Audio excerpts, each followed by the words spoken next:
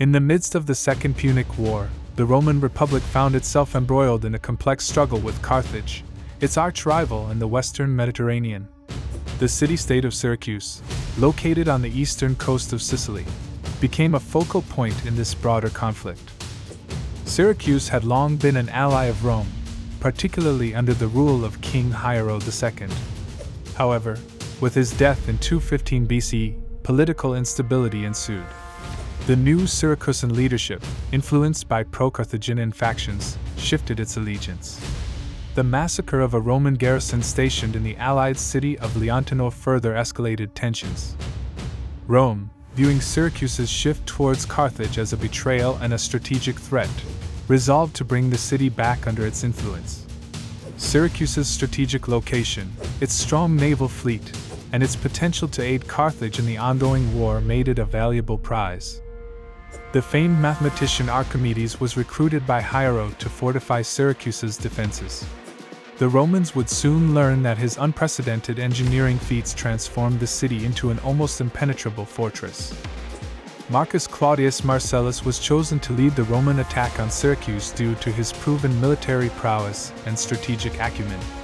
A veteran of the Roman military, he had already distinguished himself in previous campaigns, earning the honor of a spolia opima for killing an enemy chieftain in hand-to-hand combat.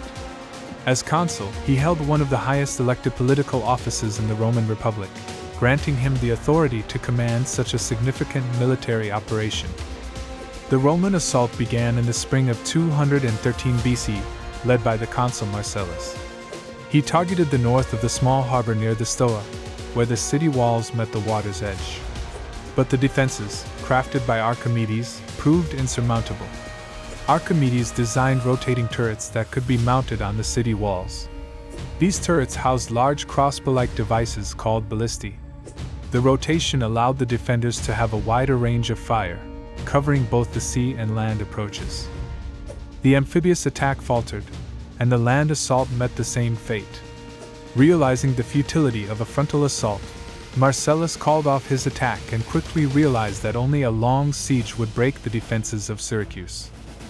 A blockade was established by the Romans, but it actually proved permeable, as Carthaginian ships regularly resupplied the city with food and weapons. Marcellus recognized that the submission of Syracuse would be a complex task and was forced to rethink his strategy. The frontal assault had failed, and the naval blockade was not as effective as he had hoped. Carthaginian ships were still able to slip through, resupplying the city and keeping the morale of the Syracusans high. Inside the city, life continued under the shadow of the siege. The people of Syracuse, bolstered by their robust defenses and regular supplies, held firm. The festival of Artemis was celebrated, and wine was distributed freely among the populace, a symbolic act of defiance that boosted the morale of the Syracusans. Marcellus, aware of such a paradoxical situation in which the inhabitants he was besieging were feasting with wine, began to plan a more nuanced approach. But the situation was becoming hard to manage since a direct attack on the city's walls was futile, and a long-term siege could drain the resources and morale of his Roman troops. The Roman commander started to explore alternative strategies, studying the entire city's layout, the daily routines of its inhabitants, and the patterns of the Carthaginian resupply ships.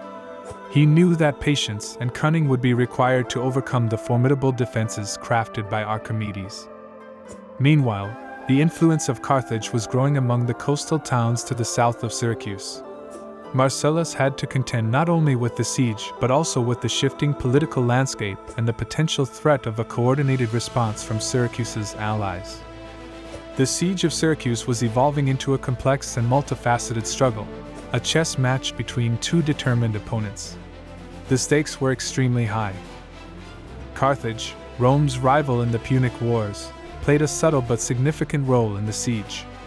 Their ships, slipping through the Roman blockade, started bringing messages of support and promises of aid to the citizens of Syracuse. Marcellus, realizing the danger of such maneuver, began to employ tactics that were as much about psychology as they were about military strategy. Marcellus ordered a more aggressive interception of Carthaginian resupply ships, leading to several naval skirmishes. The The Romans began to gain the upper hand at sea, slowly choking off Syracuse's lifeline and creating a sense of isolation within its walls. The city, though initially resilient, began to feel the weight of the siege. The celebrations and feasts were tempered by the knowledge that a powerful enemy was at the gates. On land, the Romans constructed a series of circumvallation walls to encircle Syracuse completely. These walls were designed to prevent any escape or reinforcement from the land side, effectively trapping the city. Inside Syracuse, the daily life continued, but with a growing sense of urgency. Food, though still available, was no longer plentiful. The once vibrant markets were quieter, and the sounds of war machines being built and repaired echoed through the streets. The siege was becoming a battle of attrition, a slow and methodical struggle that tested the resolve of both sides. The Romans were far from home, and the Syracusans were fighting for their very survival and freedom. The Carthaginians, aware of Syracuse's plight, attempted to coordinate a relief effort. They rallied allies and planned a counter-siege to break the Roman stranglehold. However, internal disputes and logistical challenges hampered their efforts, and the promised aid was slow to materialize. Marcellus, sensing the opportunity, intensified his efforts. He launched a series of probing attacks, seeking weak points in the defenses. He also employed espionage, gathering intelligence from deserters and local informants. As the seasons changed, the siege settled into a rhythm, a tense and unyielding dance between two determined foes. The Roman soldiers, too, were feeling the strain of a prolonged siege. Far from home and engaged in a battle of attrition, morale was a constant concern.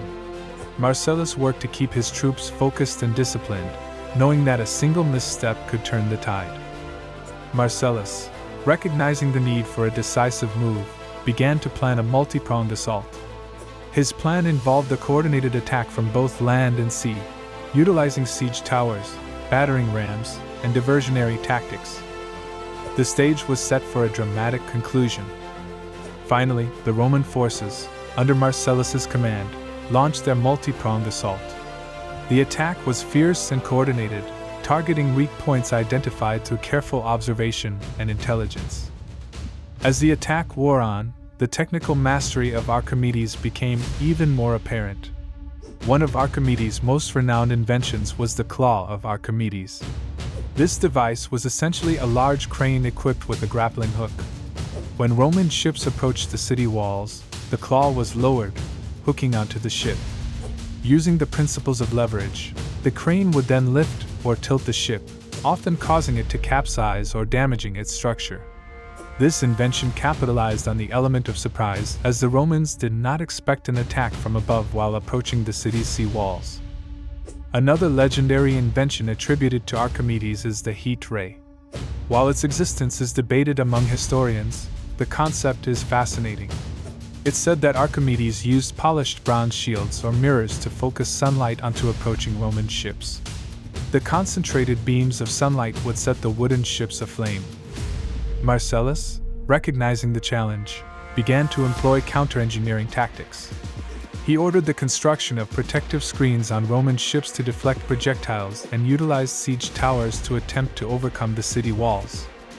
Despite the brilliance of Archimedes and the resilience of the Syracusans, the Roman assault began to make headway. The defenses, though formidable, were finally breached. A night raid proved successful, allowing Roman soldiers to enter the city. The fall of Syracuse was a moment steeped in both tragedy and turmoil. Archimedes, the unparalleled genius who had masterminded the city's defenses, met his end in a manner befitting his life's devotion to knowledge. Engrossed in a mathematical diagram etched in the sand, he was approached by a Roman soldier.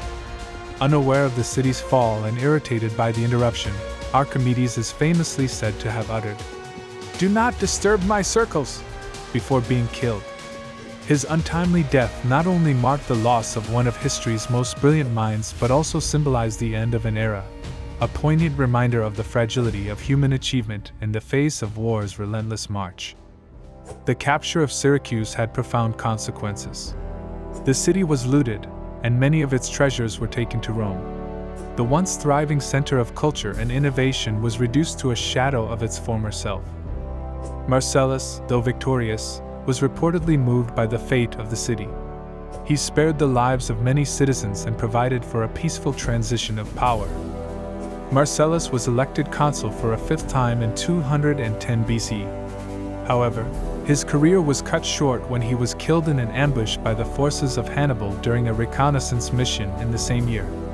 The death of Marcellus, a seasoned and respected military leader, was a significant loss for Rome. The fall of Syracuse under Marcellus's command marked a significant chapter in the Second Punic War.